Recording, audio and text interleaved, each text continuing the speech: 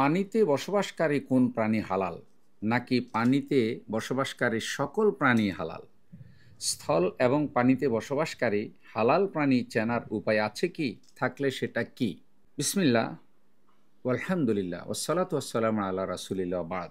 জলচর প্রাণীর মধ্যে ইমাম আবু হানিফা রাহিমাহুল্লাহর মতে মাছ খাওয়া জায়েজ। এছাড়া জলে যত প্রাণী বাস করে কোনো প্রাণী খাওয়া জায়েজ নেই। স্থলচর প্রাণীদের মধ্যে যাদের নখ লম্বা এবং থাবার সাহায্যে শিকার করে, যারা হিংস্র এবং মাংসগুলো টেনে টেনে ছিঁড়ে ছিঁড়ে খায়, এমন প্রাণীর গোশত খাওয়া জায়েজ নয়। আর যেসব প্রাণী আঙ্গুল ও নখের সাহায্যে শিকার ধরে এবং ঠোঁট দিয়ে ছিঁড়ে ছিঁড়ে খায়, সেসব প্রাণীর গোশত হারাম। এছাড়া অন্য যত প্রাণী আছে সে সকল প্রাণীর গোশত খাওয়া হালাল।